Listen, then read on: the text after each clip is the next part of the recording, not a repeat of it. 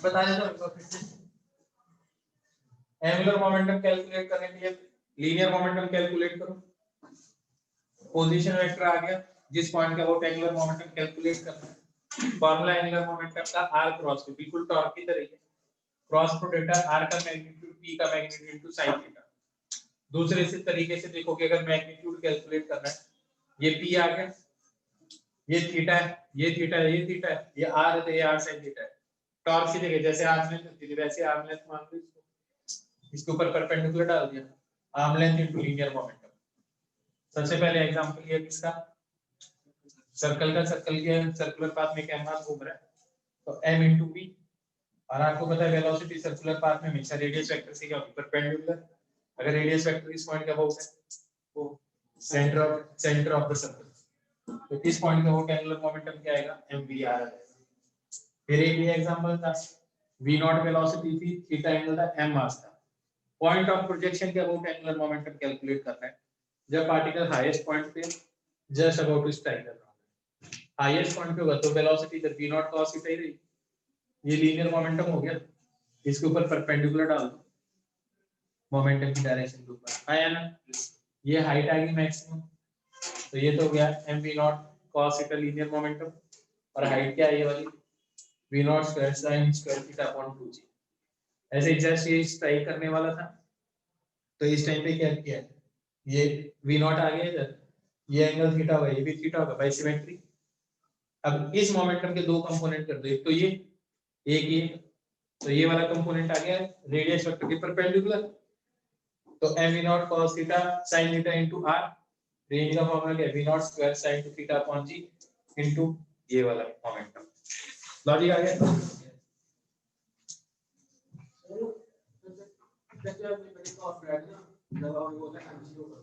उसमें मेरी r तो अपने r पहले मैं इसको कैलकुलेट करता हूं, तो यार mg की डायरेक्शन ही नीचे की तरफ, तो यहां पे आप एक को आएगा मेरे बाहर से कितना मैंने कर क्या आएगा, फिर से पूरा डंगे लग गया, उसके अंदर तू लेता क्या था, mg किधर लग रहा है तो बस उसके ऊपर परपेंडिकुलर डालेगा। अब तू किसके ऊपर परपेंडिकुलर डाल रहा है, मोमेंटम की डायरेक्शन।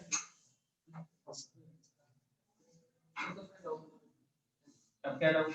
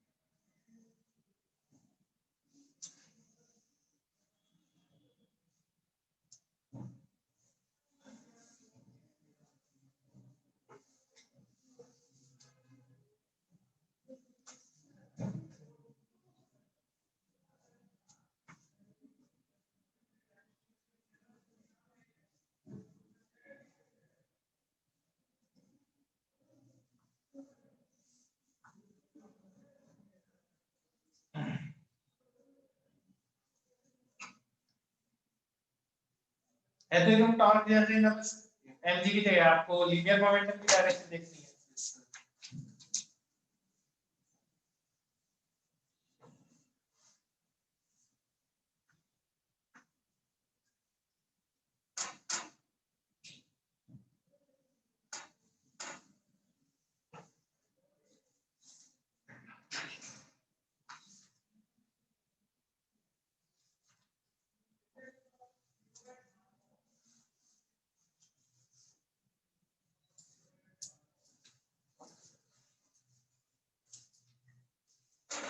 बेटा तू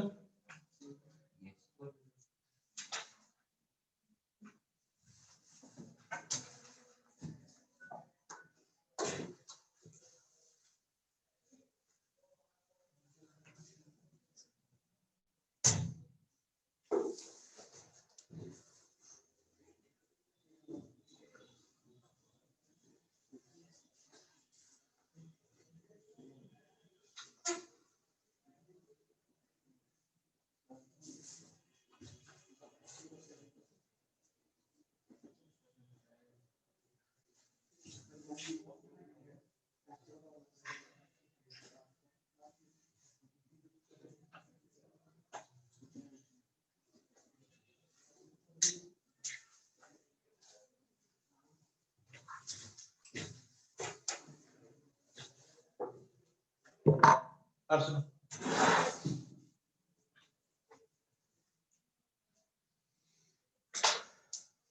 एक फॉर्मूला है, angular momentum is equal to r vector cross p vector. Rate of change of linear momentum क्या होता है? फोर्स। तो rate of change of angular momentum क्या होगा? सबको बताएंगे। इसका मतलब मगर तो dr by dt है ना, मैं सॉल्व करता हूँ। मैं ध्यान से देखो क्या है, दो वेरिएबल है dr by dt cross c plus, पहला ऐसा कैसा, दूसरा डिफरेंशिएशन ये करते थे, दो वेरिएबल होते हैं तो r dv by dt, तो dl by dt किसके बराबर आ गया? ये क्या चीज है?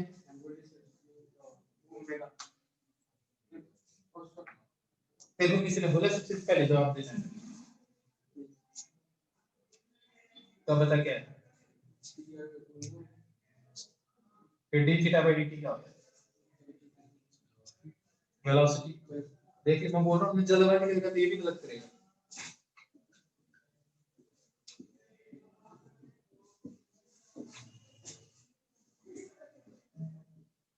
जो फोर्स होता है, हाँ यार, P और V के बीच का क्या एंगल होगा?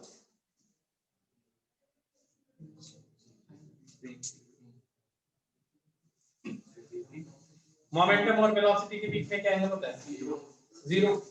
तो क्रॉस प्रोडक्ट क्या होता है? sin जीरो क्या होता है? तो ये वैल्यू तो वैसे जीरो आएगी, है ना? अरे भाई तो पैरेलल वेक्टर्स का क्रॉस प्रोडक्ट करोगे तो जीरो भी आएगी, है ना? तो डी और ये क्या चीज होती है? टॉर्क। तो टॉर्क किसके बराबर आ गया? dl by dt। क्या बात समझ में? क्या बात समझ में? अब मैं कोई बात बताऊं, अगर मैं ये चीज कहूं किसी चीज पे टॉर्क जीरो है, इसका मतलब एल क्या है? कांस्टेंट। जब एल कांस्टेंट है तो उसका डिफरेंशिएशन क्या होगा? जीरो। तो टॉर्क जीरो हो गया। तो law of conservation of angular momentum क्या है?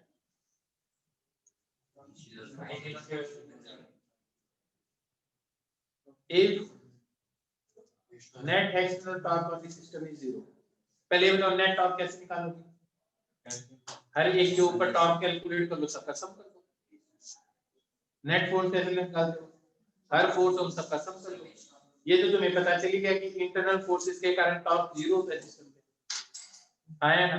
ये तो पढ़ ही गया तुमने। तो जो भी टॉर्क ऐड होगा वो सिर्फ किसके कारण होगा?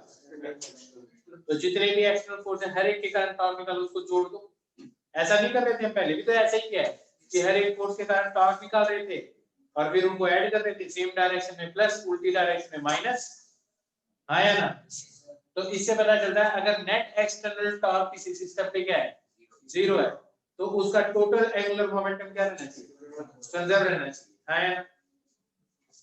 इतना लिखो, फिर लिखो जो मैं जो बोलता हूँ। कोई बात नहीं, लिखो।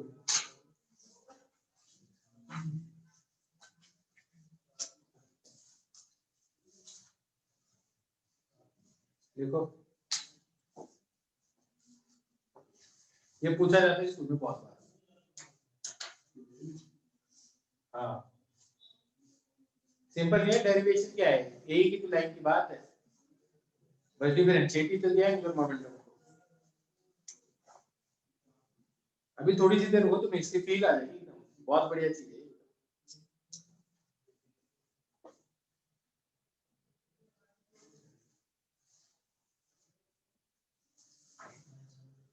देखो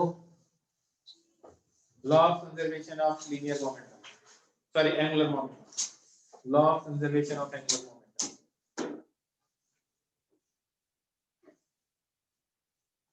देखो, it states that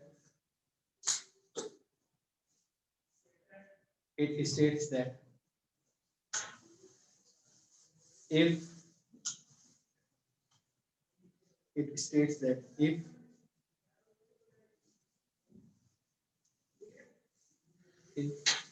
net external force, if net external torque on a system is zero, if net external torque on the system is zero, if net external torque on the system is zero, then angular momentum of the system,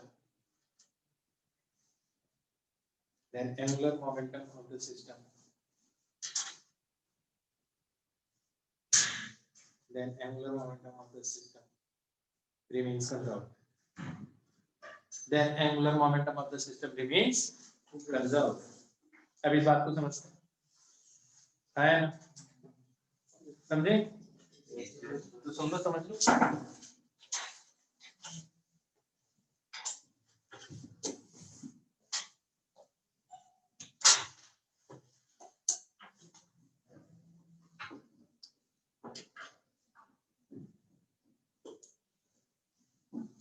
blue colour भी ठीक हो गया.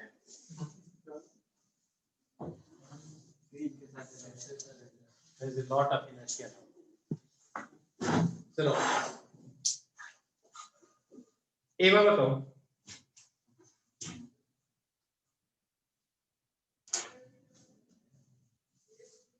this is the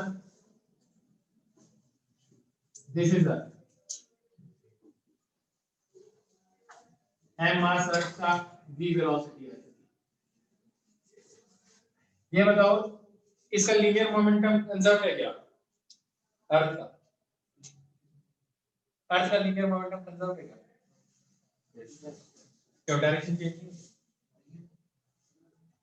linear momentum तो vector quantity है, m into v. Direction change हो रही है, momentum तो कंजर्व है लीनियर मोमेंटम. है ना? तो सन फोर्स भी तो लगा रहा है, फिर पूछा क्या मैंने? तो एक्सटर्नल फोर्स लग रहा है इसके ऊपर, तो लीनियर मोमेंटम कैसे कंजर्व रहेगा?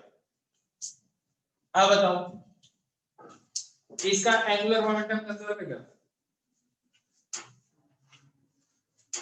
इसका एंगुलर मोमेंटम कंजर्व है क्या? क्वेश्चन ही गलत है. क्यों? जब ये नहीं बताया कि कौन से पॉइंट पे तो कैसे बता पाओगे? भैया एंगुलर मोमेंटम का कॉन्सेप्ट किसी पॉइंट के अबाउट होता है. थोड़ी देर पहले बोला ना मैंने, क्या पूछा तुमसे? एंगुलर कंजर्व है क्या? तो ये तो क्वेश्चन ही एब्सर्ड है जब तक ये ना बताया जाए कौन से पॉइंट के अबाउट. अच्छा, अब तुमने मान लिया सन से, अब बताओ कंजर्व्ड है क्या?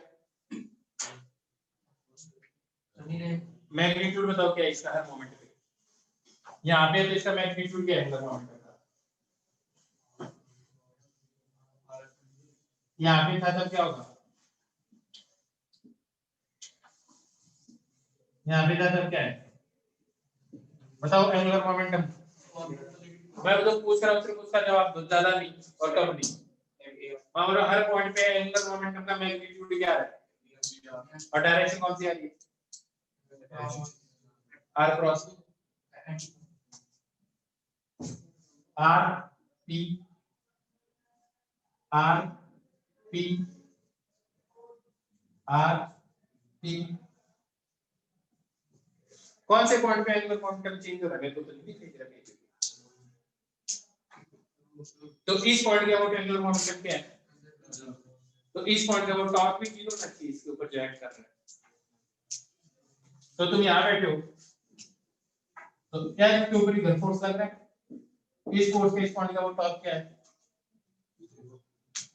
अर्थ पे यहां पे फोर्स लग रहा है, टॉर्क के इस पॉइंट का अर्थ के ऊपर इधर फोर्स लग रहा है, इस पॉइंट का टॉर्क क्या है? तो दिख तो रहा है इस पॉइंट के अबाउट अर्थ के ऊपर जो भी एक्सटर्नल फोर्स लग रहा है उसका टॉर्क भी क्या है? एंगुलर मोमेंटम कंजर्व इस पॉइंट पे होगा, है ना। लेकिन अगर मैं ये कहूं इस पॉइंट के अबाउट, ये पॉइंट भी मान लो, इस पॉइंट पे एंगुलर मोमेंटम क्या होगा, m into v into 2r मान लो। इस पॉइंट के अबाउट m into v तो सेम ही है, पर परपेंडिकुलर डिस्टेंस चेंज होगी। इस पॉइंट के अबाउट से कर रहा हो तो जीरो ही हुआ होगा, आया ना। तो बेटा बात तो सही है, इस पॉइंट के अबाउट एंगुलर मोमेंटम चेंज हो रहा है, मैग्नीट्यूड ही चेंज हो रहा है, तो डायरेक्शन की तो बात ही छोड़ दो, आया ना। इस पॉइंट पे angular momentum, linear angular momentum निकालना सिखाना है। इस पॉइंट पे वेलोसिटी होगी तो यहाँ पे परपेंडिकुलर डालोगे, इस पॉइंट पे होगी तो यहाँ से परपेंडिकुलर, इस पॉइंट के अबाउट तो यहाँ से परपेंडिकुलर, यहाँ से परपेंडिकुलर, यहाँ से लीनियर मोमेंटम, सिंपल बात है। तो इस पॉइंट के अबाउट टॉर्क भी नॉन जीरो होना चाहिए, यहाँ पे तो टॉर्क जीरो, लेकिन जैसे ये चीज यहाँ पहुंचेगी इस फोर्स से तो कोई ना कोई टॉर्क आएगा ना इस पॉइंट के अबाउट। तो जब इसके ऊपर जब टॉर्क आई गया किसी भी पॉइंट के ऊपर, तो एंगुलर मोमेंटम कंजर्व रहना भी नहीं चाहिए, है ना। बस यही बात है कि जब भी आपको एंगुलर मोमेंटम के बारे में बात आती है ना, बोलते हैं कंजर्व करो, तो आप ऐसे किसी भी पॉइंट के अबाउट नहीं कर सकते। आपको क्या ढूंढना पड़ेगा, वो पॉइंट ढूंढना पड़ेगा जिस पॉइंट के अबाउट नेट टॉर्क जीरो है ना। और जब उस पॉइंट के अबाउट नेट टॉर्क जीरो होगा तो उस पॉइंट के अबाउट एंगुलर मोमेंटम क्या हो जाएगा। तो बस एंगुलर मोमेंटम में प्रॉब्लम यही है, you should be clever enough to find the point about which angular momentum should be conserved. Her point के अबाउट आप एंगुलर मोमेंटम कंजर्व नहीं कर सकते। It is unlike law of conservation of linear momentum. उसमें point ढूंढने की जरूरत नहीं, इसका मतलब इसमें एक लेवल ऑफ थिंकिंग और है, और वो लेवल ऑफ थिंकिंग क्या है, तो मैं एक क्वेश्चन करता हूं, क्या ऐसा है कि लीनियर मोमेंटम कंजर्व होगा तो एंगुलर मोमेंटम कंजर्व रहेगा, ये तो जरूरी है अगर आपका पॉइंट चेंज नहीं हो रहा है। सोच लो लीनियर मोमेंटम ये ना, और एक पॉइंट भी है जिसके अबाउट एंगुलर मोमेंटम सेम ही रहेगा, एक भी चलाते थी, तो लीनियर मोमेंटम कंजर्व है तो एंगुलर मोमेंटम भी कंजर्व है। आप बोलोगे चलिए दूर चला जाएगा, दूर चला जाएगा, चले जाएगा क्योंकि इसके ऊपर परपेंडिकुलर तो सेम ही आएगा, दूर जाएगा तो एंगल छोटा हो जाएगा, है ना। तो ये आर्गुमेंट एकदम सही है कि अगर लीनियर मोमेंटम कंजर्व रहेगा तो किसी फिक्स पॉइंट के अबाउट एंगुलर मोमेंटम भी क्या रहेगा, नो प्रॉब्लम, है ना। दूसरी बात, लीनियर मोमेंटम कंजर्व नहीं रहेगा, एंगुलर मोमेंटम भी कंजर्व नहीं रहेगा, it is always true. Linear momentum conserve नहीं है लेकिन एंगुलर मोमेंटम कंजर्व पॉइंट क्या होगा, तो ये स्टेटमेंट तो गलत है।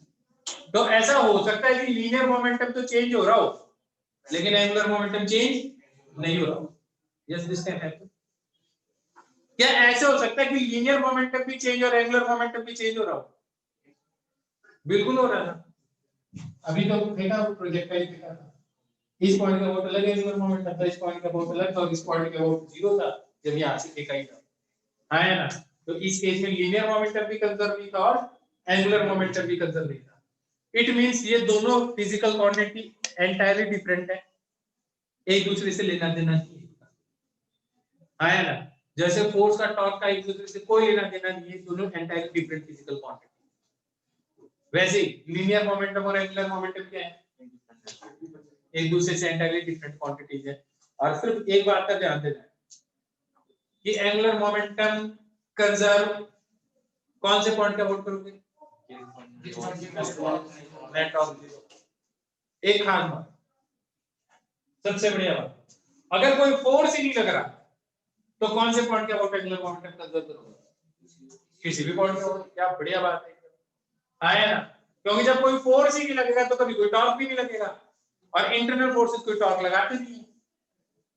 तो अगर कोई एक्सटर्नल फोर्स लग ही नहीं रहा तब तो आंख बंद करके जिस पॉइंट के अबाउट आपको एंगुलर मोमेंटम कंजर्व करना उसके अबाउट कर दो, कोई प्रॉब्लम नहीं। क्या तुम्हें मेरी बात समझ में? क्या बात समझी?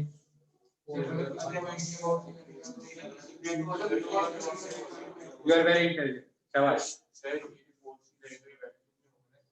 इतना नहीं सोचना, बिल्कुल बिल्कुल दूसरे फोर्सेस ड्रैग फोर्सेस अब नहीं मानेंगे लग रहा है।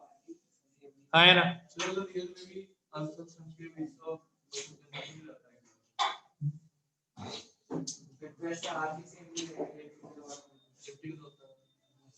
की बातें क्यों करें जो अपने बस की नहीं है। हाँ है ना?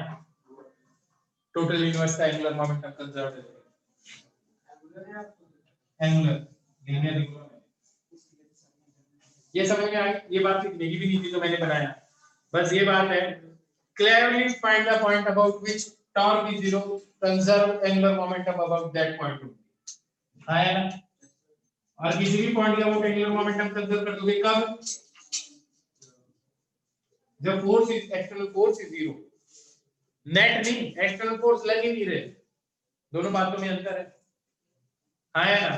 जब कोई एक्सटर्नल फोर्स लग ही नहीं रहा हो, conserve angular momentum about any point. हाँ है ना? और अगर लग रहा है तो try to find the point about which good, समझ गए मेरी बात? हाँ है ना? क्या ये बात समझ में? Yes sir. अब देखते हैं एंगुलर मोमेंटम के बारे में थोड़ी सी और बातें, और फिर कंजर्व करना भी सीखेंगे। ये बात बताओ, अगर ये एक ऑब्जेक्ट है, आपको इसका एंगुलर मोमेंटम कैलकुलेट करना है, इस एक्सिस के वो रोटेट कर रहा है ओमेगा से, तो यहां से जाओगे एक छोटा सा पार्ट लोगे dm, ये r वेक्टर है, तो इसकी वेलोसिटी किसके बराबर आ जाएगी? v = r cross omega. हो गया है, तो इतने से पार्टिकल का एंगुलर मोमेंटम क्या आ जाएगा?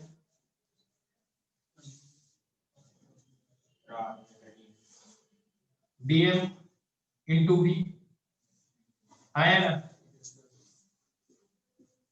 और एंगुलर मोमेंटम किसके बराबर रहेगी इतने से पार्टिकल का? ये r क्रॉस p आया ना? ये बात समझ गई? अब ये ना, ये बड़ा कॉम्प्लेक्स सा बन जाएगा, फिर इसका इंटीग्रेशन करोगे। अब इसमें प्रॉब्लम ये है, ये वेक्टर ट्रिपल प्रोडक्ट बन जाएगा।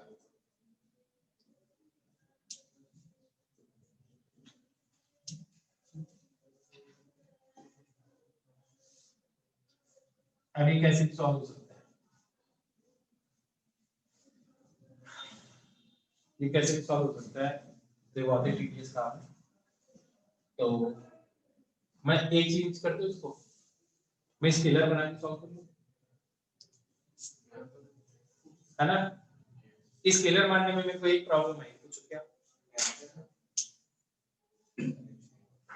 मैं बता रहा हूँ क्या है, और दो सारी बात समझा रहा हूँ, बाद में समझाऊंगा, पहले बात कर देता हूँ। स्केलर मान लेता हूँ इसको, तो dl का मैग्नीट्यूड ये क्या बन जाएगा? r² ओमेगा dm, ये है ना? टोटल एंगुलर मोमेंटम क्या आ जाएगा? टोटल एंगुलर मोमेंटम क्या आ जाएगा? ओमेगा तो कांस्टेंट है हर पार्टिकल के लिए, r² dm किसके बराबर आ जाएगा? पहले तो पढ़ा है तुमने, आई एंगुलर मोमेंटम किसके बराबर आ जाएगा? आई इनटू ओमेगा। अब ध्यान से,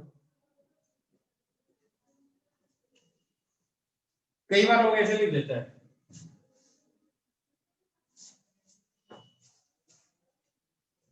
ये बात सही है और गलत भी है। सही गलत वो बता दो, और फिर बताता हूं गलत का। छोटा सा एग्जांपल लिखो, ये हिंज पॉइंट है, धागा बांध रखा है इसके साथ m मास, और ये ऐसे कोनिकल पेंडुलम घूम रहा है, क्या लॉजिक समझ में आया? इस पॉइंट का रोटेट।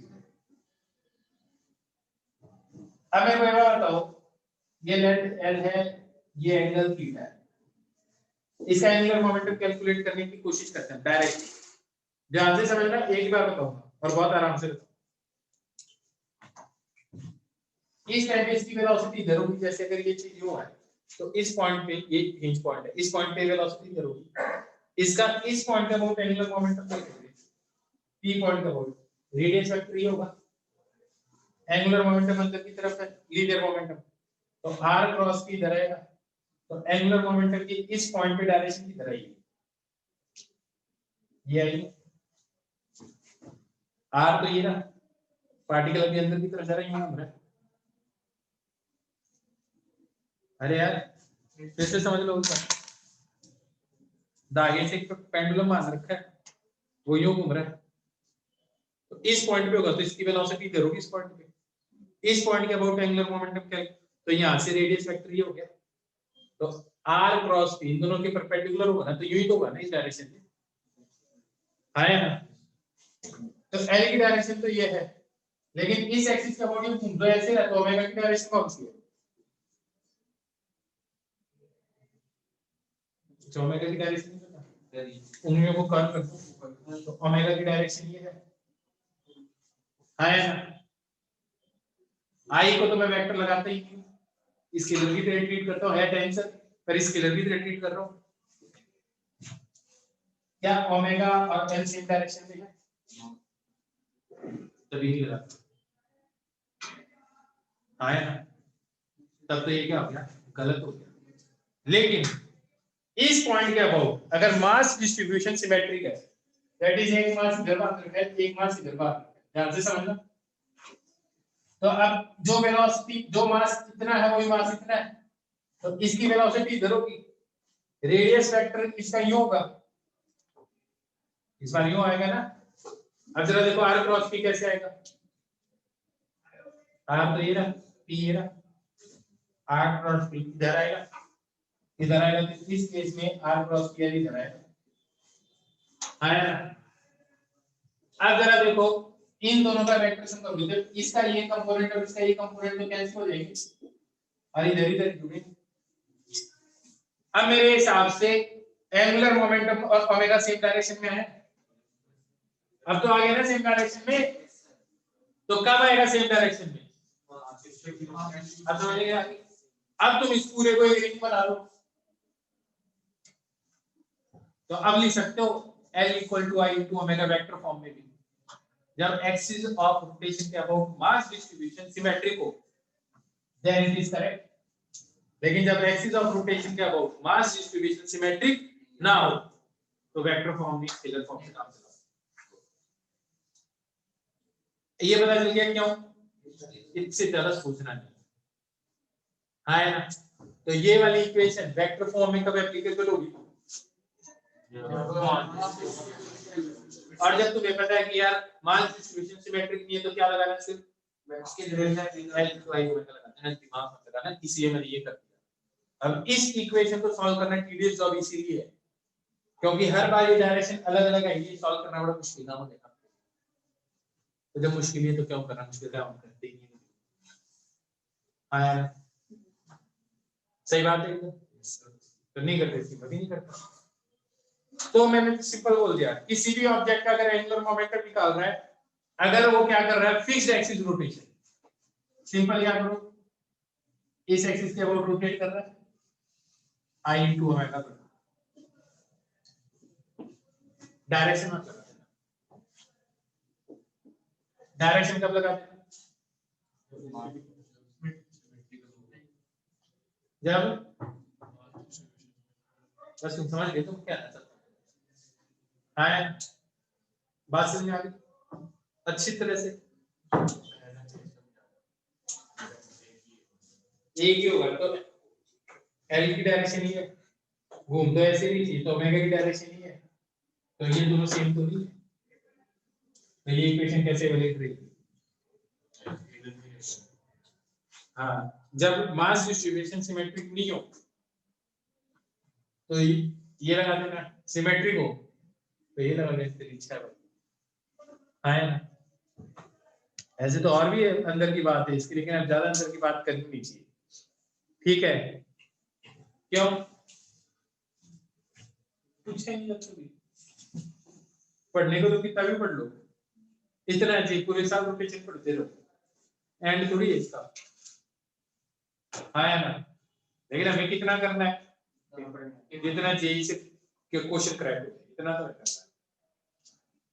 ठीक है, अभी मैंने तुम्हें ना जैसे रोटेशन करवाना है एक लेवल का ही करवा दो, बहुत ज्यादा जबरदस्त भी नहीं कर रहा है, बहुत खराब भी नहीं कर रहा है। ठीक है, अभी इसका सेकंड फेज और आएगा रोटेशन को डालने का, जिसमें 5 या 6 लेक्चर और लगेंगे, पर वही साल नहीं लगेगा, अगले साल लगेगा। क्यों? क्योंकि पहले एक लेवल बढ़ना चाहिए ना यार। जैसे आज मैं जैसे मैं तुम्हें बोलूं, अगर आज मैं तुम्हें काइनेमेटिक्स करवाने लगूं तो मेरे को लगता है कि मैं छोटे छोटे फॉर्मूले पे ध्यान नहीं दूंगा, सिंपल कोर नए कॉन्सेप्ट पे ध्यान दे सकता हूँ क्योंकि आपको उतना आ गया। लेकिन अगर वो उसी टाइम पे एकदम हायर लेवल के कॉन्सेप्ट पे जाता ना, तो जो कॉन्सेप्ट तुमने सीखा ना तो वो भी नहीं सीख पाते। सही बात है ये तो, क्योंकि मैंने क्या कहा, आज जैसे मैं थीटा नहीं बनाया था तो तुम कंपोनेंट कर देते हो एमजी के फटाफट। ठीक है, किसी टाइम पे तो कंपोनेंट करने में भी एफर्ट लग रहा था, तो मैं आज कह रहा हूँ कि आज हम एक इस लेवल का तो कर ही रहे हैं ना, जो जेई मेंस तो क्रैक करेगा हर हालत में, पर एडवांस के कुछ क्वेश्चन नहीं होंगे, 50-60% वो भी होंगे पर सारे नहीं होंगे। मेरी बात समझ में आ रही है? एक बार हम इस लेवल को अटेन कर लेते हैं, इसीलिए कहते हैं कि there is no 1 year classroom programme for 11th, there is 2 year classroom programme for 11th and 12th, अगर आपको जेई करना है, क्योंकि इसकी तैयारी फेजेस में होती है। एक बार करिए, अब जैसे तुम अगले साल पढ़ोगे तो मेरे को पता है कि मैंने ये इतना करवाया है, मैं यहाँ से स्टार्ट करूंगा फिर से, क्योंकि इसको रिवाइज भी करना है। आगे बात समझ, तो बस लिखते जाओ और करते जाओ। तो आपको जब तक आपका एग्जाम नहीं हो जाता है, आपको पता नहीं क्या क्या पढ़ाना है मेरे को, पर ये पक्का है श्योर कर दूं, जिस दिन तुम पेपर देने जाओगे ना, तुम सीरियसली हर दिन तक पढ़ते जाओ जो पढ़ाया जा रहा है। ये मत सोचो ज्यादा करवाया कम करवाया, आप बस करते जाओ, रिवीजन करते जाओ, 110% तक आपका सिलेक्शन हो जाएगा। लोगों का उन्हीं का सिलेक्शन नहीं होता जो सिंसियरिटी से काम ना कर पाते, जो काम को टालते हैं, इनकी नेचर प्रोक्रेस्टिनेशन की है ना। आज की बात कल, मतलब जो काम आपको 2 से लेके 3 बजे दोपहर को करना था, अगर वो शाम को 6 से 7 के बीच में कर रहे हो, it means it is wrong. हम डिले करके सुपर वुमेन कभी नहीं बन जाते यार। जो काम हम आज नहीं कर सकते, आप क्यों मानते हो कि आप 3 दिन बाद में कर लोगे? क्योंकि उस दिन का भी तो काम होगा ना। तो आज की आपकी कैपेबिलिटी कम और 3 दिन बाद में आप सुपर हीरो बन जाओगे, इट मींस आज का काम आज ही कंप्लीट करना है। ठीक है, जो लिखना वो लिख लो। मैं तो सिर्फ ये कहना चाहता था कि अगर एक सॉलिड ऑब्जेक्ट घूम रहा है तो उसका एंगुलर मोमेंटम होता है I into ओमेगा, बस। अब मैं 3-4 के एंगुलर मोमेंटम कैलकुलेट करवा देता हूं उनसे फटाफट। सिंपल ये लिख लो ना, L equal to I omega. ये जो काम की है ही नहीं, ये तो सॉल्व ही नहीं होगी तो काम की क्या है?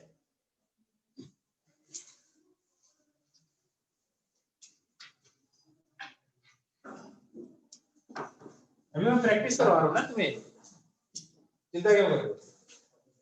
देखो, एक डिस्क है,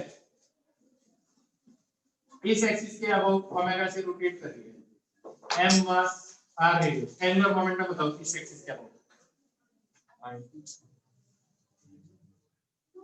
इस एक्सिस के अबाउट एंगुलर मोमेंटम बताओ, डिस्क है हाफ mr स्क्वायर, तो moment of inertia into omega, angular momentum आ गया। ओमेगा के साथ एरो भी लगा सकते, कोई दिक्कत नहीं, पर नहीं लगाओ तो भी बढ़िया है। ओमेगा से रोटेट करिए, m मास r रेडियस की डिस्क, एंगुलर मोमेंटम बताओ, 3/2 mr स्क्वायर इनटू ओमेगा, ये डिस्क है, m मास r रेडियस इस एक्सिस के अबाउट ओमेगा से रोटेट कर रही है, एंगुलर मोमेंटम बताओ,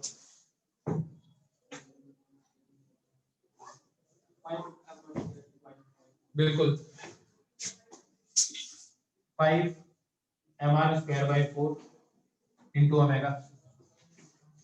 हाँ यार इस एक्सिस के अबाउट 1/4 प्लस mr स्क्वायर। हाँ यार सॉलिड स्फीयर इस एक्सिस के अबाउट 2/5 और इस एक्सिस के about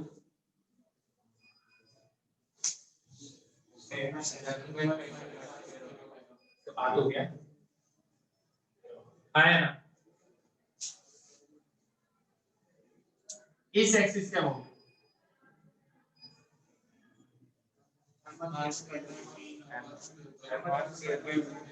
m half ml square into omega.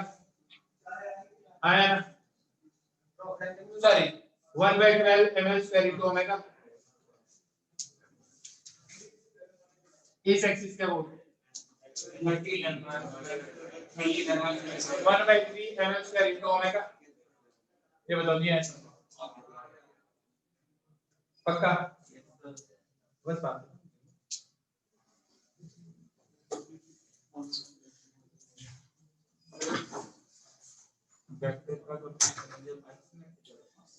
Rahul ji को फोन लगाना अक्षत इस बारे में राहुल जी को फोन लगा देना।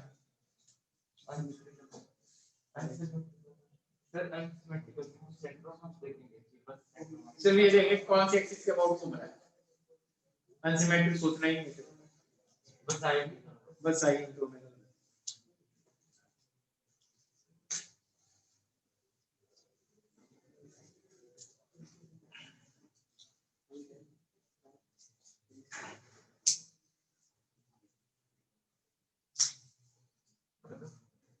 अभी तो क्वेश्चन तरह नहीं काफी हो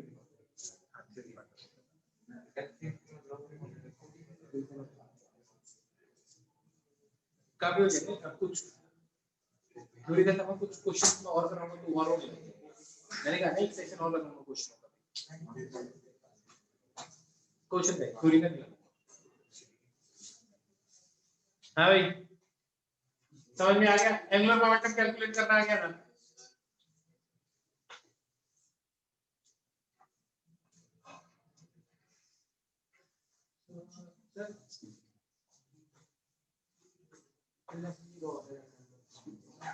ये वोट नंबर 7 होता है ठीक है। अगर मैं इसके वोट तो इसमें तो सेम ही आएगा यार। इस रोड को इसके अबाउट घुमा या इसके अबाउट घुमा सकते हैं। अगर चार के परसेंट शीट में अंतर होता है दिस में रॉड में अंतर अगर भाई वाई क्या होती है तो 0 है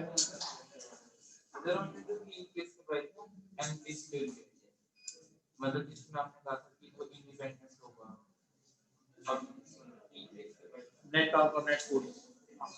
तो पहले वाले केस में तो मतलब डिपेंडेंट था ना दो केस में इंडिपेंडेंट था पहले वाले केस में। अच्छा वो क्या वैसे इंडिपेंडेंट है आप दोनों को रिलेट मत करो क्योंकि आपको ऐसा भी केस मिल गया कि एक कांस्टेंट है दूसरा वेरिएबल हो सकता है। अब तो r torque equal to r cross f है तो बोलेगा f ही 0 है तब तो टॉर्क की जगह 0 होना ही है। आया ना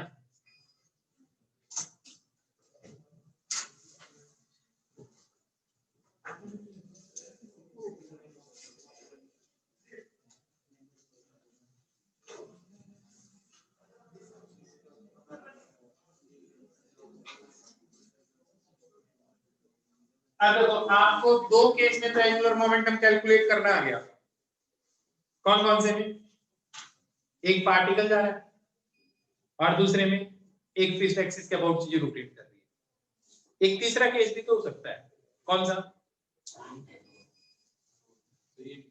फ्री एक्सिस रोटेशन जिसमें सेंटर ऑफ मास भी चल रहा है और ओमेगा भी है।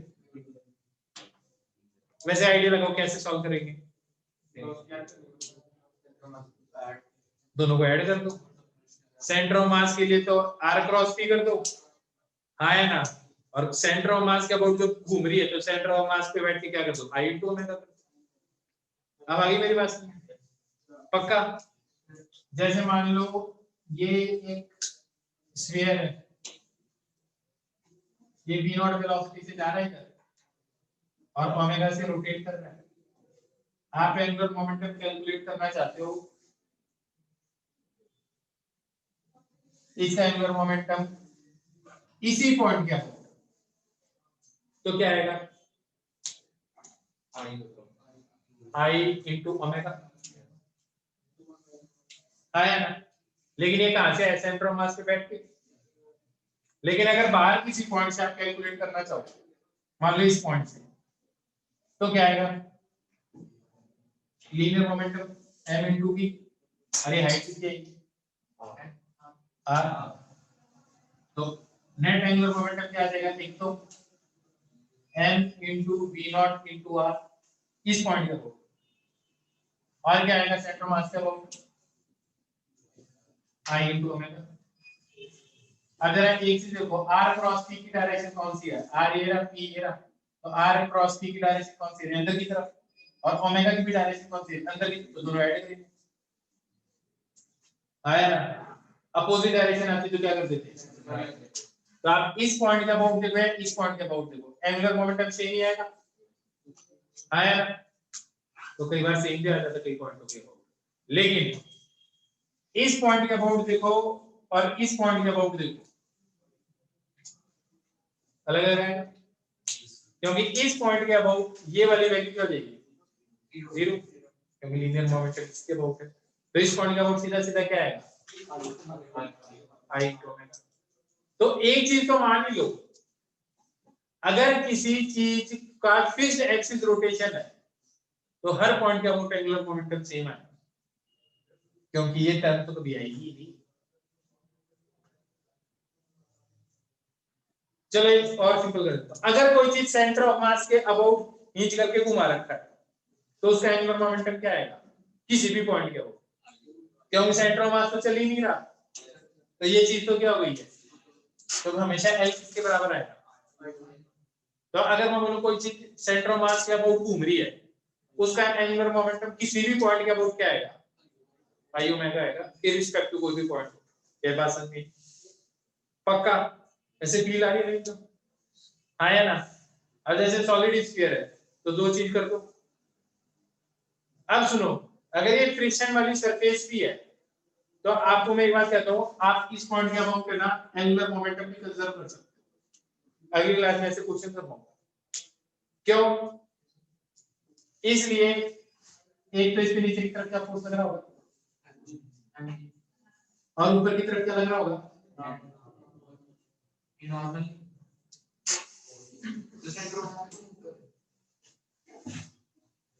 ऊपर की तरफ क्या लग रहा होगा नॉर्मल और mg बराबर होंगे। इस पॉइंट के अबाउट जितना mg का टॉर्क होगा उतने नॉर्मल का टॉर्क होगा, तो इन दोनों का तो टॉर्क जीरो। इस पे फ्रिक्शन इधर लगे या इधर लगे, फ्रिक्शन का टॉर्क इस पॉइंट के अबाउट क्या होगा, तो इस पॉइंट के अबाउट इसके नेट टॉर्क क्या है तो एंगुलर मोमेंटम कंजर्व हो गया इस पॉइंट के अबाउट आया ना। लेकिन इस पॉइंट के अबाउट एंगुलर मोमेंटम कंजर्व रहेगा क्या, क्यों, क्योंकि इस टाइम पे नॉर्मल और एमजी का तो टॉर्क जीरो हो जाएगा, दोनों इक्वल एंड अपोजिट है, लेकिन फ्रिक्शन का टॉर्क क्या हो जाएगा नॉन जीरो। तो हम ऐसे भी क्वेश्चन करेंगे जिनके अंदर इस पॉइंट के अबाउट में एंगुलर मोमेंटम कंजर्व करूंगा और सॉल्व करूंगा। क्या बात समझ में आई पक्का। लेकिन आज मैं इतने डिटेल में नहीं जा रहा, आज तो मैं सिंपल ये बता रहा हूं, अगर कोई चीज फ्री एक्सिस रोटेशन में है तो फ्री एक्सिस है तो रोटेट कौन से पॉइंट के अबाउट करेगी सेंटर ऑफ मास, सबको पता है ये बात आया ना, सही बात है। तो उसका एंगुलर मोमेंटम क्या आएगा सेंटर ऑफ मास का पॉइंट पार्टिकल की तरह मान के एंगुलर मोमेंटम निकालो, सेंटर ऑफ मास पे बैठ के एंगुलर मोमेंटम निकालो और दोनों का क्या कर दो वेक्टर कम कर दो आंसर। कैसे क्यों,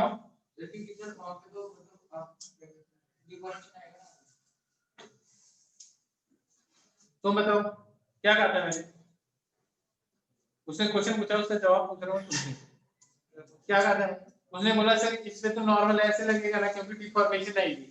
मैंने क्या कहा, बोला क्या था मैंने, हम क्या मानेंगे, कोई डिफॉर्मेशन नहीं मानेंगे, हम वो पढ़ ही नहीं रहे।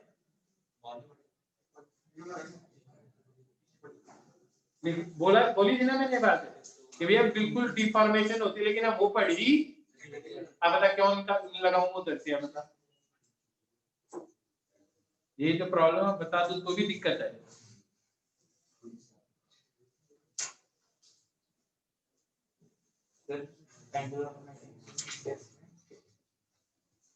एक तो हो गया सेंटर ऑफ मास तो चल ही रहा है, तो आर क्रॉस की नहीं जो एम नॉट आर है तो वो क्या है, सेंटर ऑफ की पॉइंट पार्टिकल की तरह मान लिया ना उसको सेंटर ऑफ मास, वो आई ओमेगा तो सिस्टम क्योंकि वो घूम भी रहा है अपनी एक्सिस के अबाउट। अच्छा आगे आगे तो आगे तो दो लीनियर मोमेंट आगे तो क्या कैलकुलेट कर रहा है, तो बस आगे जा रहा है एमवीआर कर दिया पॉइंट मास की तरह मान लिया जैसे प्रोजेक्टाइल था और अपनी एक्सिस के अबाउट भी घूम रहा है तो आई इनटू ओमेगा और लगा दिया तो मोमेंटम ट्रांसलेशन का है मोमेंटम, ये भी तो एंगुलर एमवीआर, ट्रांसलेशन तो एम इनटू वी होता है, तो एम इनटू वी। एक बार बता, एक प्रोजेक्टाइल को फेंका तो उसका एंगुलर मोमेंटम कैसे निकाला था, वो घूम रहा था, खुद के में भी कहां घूम रहा था, खुद के अबाउट पत्थर यूं घूम के थोड़ी जा रहा था, पत्थर तो यूं जा रहा था। उस केस में आई टू ओमेगा 0 था क्योंकि आई 0 था, पॉइंट पार्टिकल था, तो ये दोनों का कॉम्बिनेशन हो गया। यार मैंने दो चीजें पढ़ाई, एक बार बताया पॉइंट पार्टिकल जब मूव करता है तो उसका एंगुलर मोमेंटम क्या होगा, आया ना, क्या कहा मैंने, जब पॉइंट पार्टिकल है वो चल रहा है तो उसका एंगुलर मोमेंटम क्या होगा, आपने किया आर क्रॉस की, दो क्वेश्चन किए हमने, 2 या 3 क्वेश्चन किए, पॉइंट पार्टिकल सर्कल में घूम रहा था, पॉइंट पार्टिकल प्रोजेक्टाइल में फेंका था और एक बार पॉइंट पार्टिकल मैंने कोनिकल पेंडुलम में घुमाया, आया ना। दूसरा केस था अगर कोई चीज फिक्स एक्सिस के अबाउट घूम रही है तो एंगुलर मोमेंटम क्या होगा, अब वो पॉइंट पार्टिकल या एक्सटेंडेड ऑब्जेक्ट है तो क्या होगा, अब मैं कह रहा हूं तीसरा केस है कि सेंटर ऑफ मास भी चल रहा है, दौड़ रहा है और फ्री एक्सिस है रोटेशन की और साथ में वो अपनी एक्सिस के अबाउट भी घूम रहा है, जैसे धरती माता अपनी एक्सिस के अबाउट भी घूम रही है, तभी दिन रात हो रहे हैं और सूरज के चारों तरफ भी घूम रही है तभी साल हो रहा है ना। तो इस केस में एंगुलर मोमेंटम कैसे कैलकुलेट करोगे आपका, पॉइंट पार्टिकल की तरफ भी मानना पड़ेगा और अपनी एक्सिस के अबाउट घूम रहा है तो आई टू ओमेगा भी लेना पड़ेगा, तो दोनों का सम कर दो, very simple and common sense है।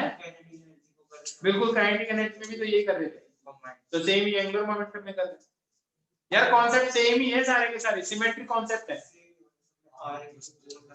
पूरे चैप्टर में है क्या, r cross p point particle है तो निकाल लिया, पॉइंट किस ऑब्जेक्ट के अबाउट घूम रहा है तो निकाल लिया और दोनों चीजें हो रही है दोनों का सम कर दिया, कि वो काइनेटिक एनर्जी कुछ भी हो हर चीज के अबाउट सेम ही बात आती है, कर करके दिमाग खराब हो गया। अब क्या करें, है तो सेम ही चीज, अब कई लोग क्या करके इन तीनों चीजों को अलग अलग करेंगे फिर पढ़ेगा फिर रटेंगे तो उनकी तो जिंदगी हैली होगी, आया ना। और जिसने ये जिसे बोलते हैं सिमेट्री एस्टैब्लिश कर दी इनके बीच में, तो कुछ चीजें याद रखो बाकी चीजें अपने आप याद रहती, थोड़े से क्वेश्चन प्रैक्टिस करो, चीजें परमानेंट मेमोरी में चली जाती है, फिर रिवाइज करते रहो तो अपना नाम भूल सकते हो पर फिजिक्स नहीं भूल सकते, ठीक है। तो जितनी आप एक बार बताओ आप अपना नाम दिन में कितनी बार बोलते हो, फिर भी याद रहता है ना। तो एक टाइम ऐसा आ जाता है कि आप फिजिक्स के कॉन्सेप्ट इतनी बार बार रिपीट कर लोगे और 2 साल इज सफिशिएंट टाइम किसी चीज को एकदम रटने के लिए, जिसके बाद में आपको रिपीट भी करने की जरूरत नहीं, आपको याद रहने लगेगा, ठीक है। तो एक टाइम बाद ऐसा आता है कि आप जब भी किताब पढ़ते हो ना, आप किताब से सीखने के लिए नहीं पढ़ते, आप सिर्फ ये देखते हो कि यार उसने इस बात को किस तरीके से रिप्रेजेंट किया, ठीक है।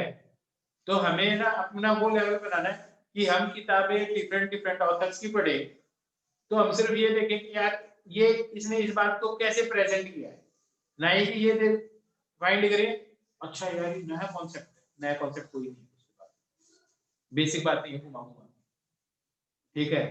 अब किसी ने उस किताब को 200 पन्नों की कर दी, किसी ने 2000 की कर दी, प्रोवाइडेड हमारे लेवल की बात हो, सही बात है।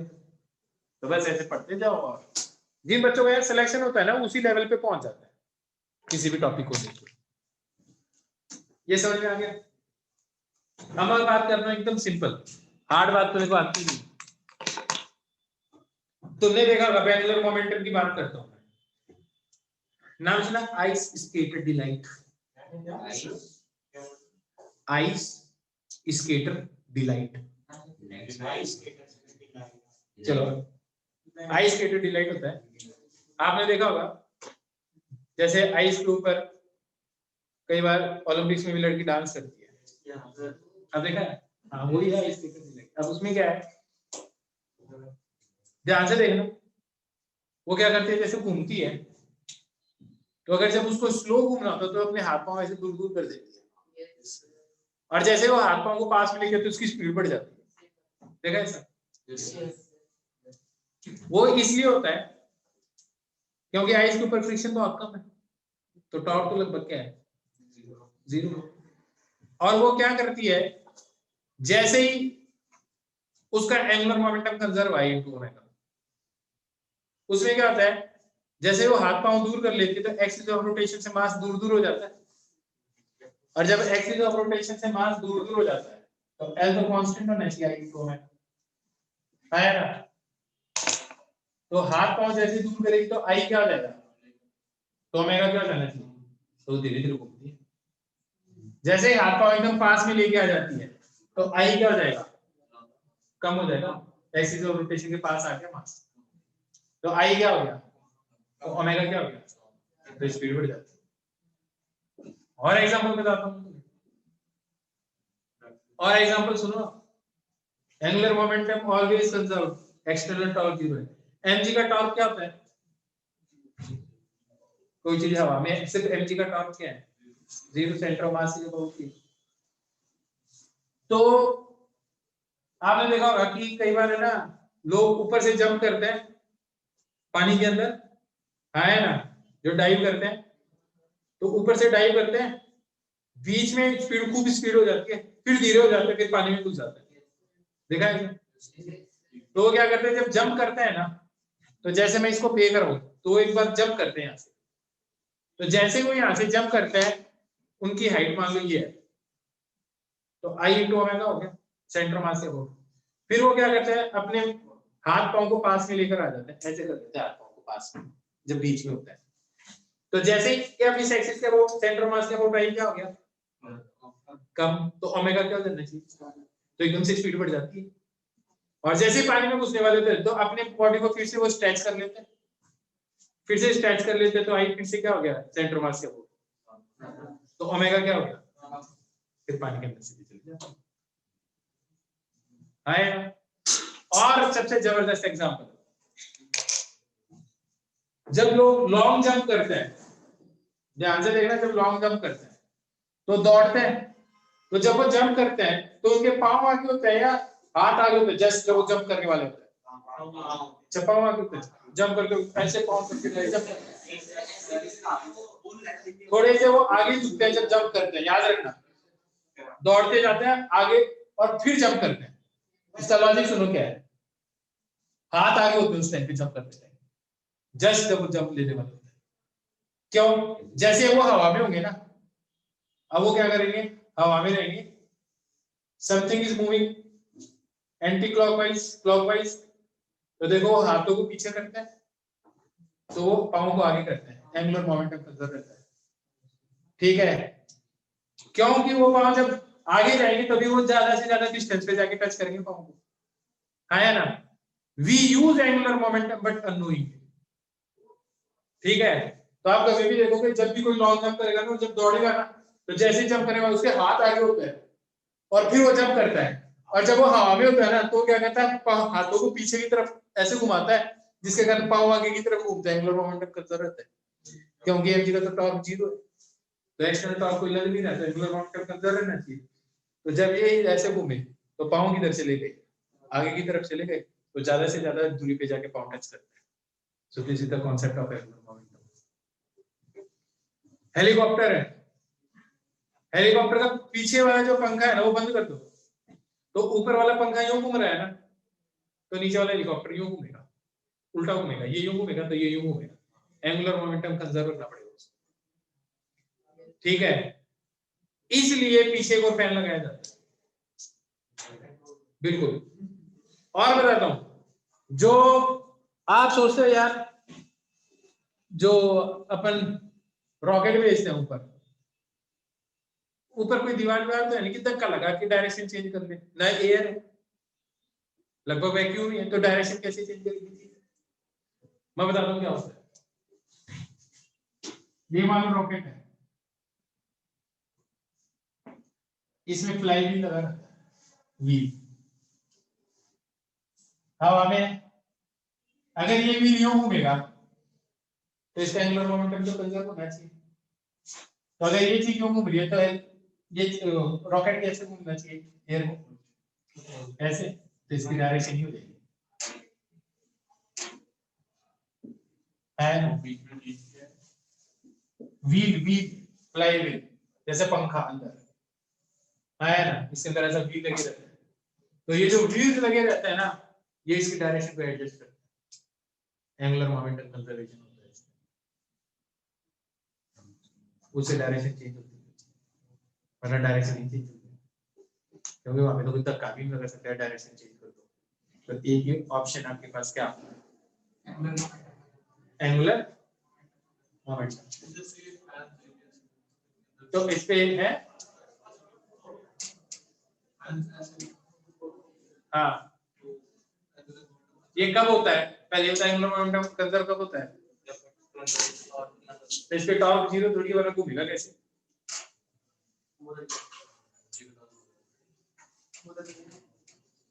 जो मैं बात बोल रहा हूँ समझ में आ रही है? पक्का। अगली क्लास में मैं इसके बेसिस पे तुम्हें क्वेश्चन कराऊंगा, लेकिन मेरी एक डिमांड है तुमसे कि तुम एंगुलर मोमेंटम पढ़कर आओगे एचसीबी से पूरा, क्वेश्चन मैं करवा दूंगा, समझ में आ जाएगा सारा का सारा, बेसिक एक फेयर आइडिया हो गया what is angular momentum, conserve रहता है ना, लाइव एग्जांपल बता दी, बाकी तब तुम पढ़ ही सकते हो, एक बार मैं क्वेश्चन करवाऊंगा, अभी खत्म नहीं हुआ है, ठीक है। एयरप्लेन में भी ये होता है, चलो ठीक है, बहुत है इतना।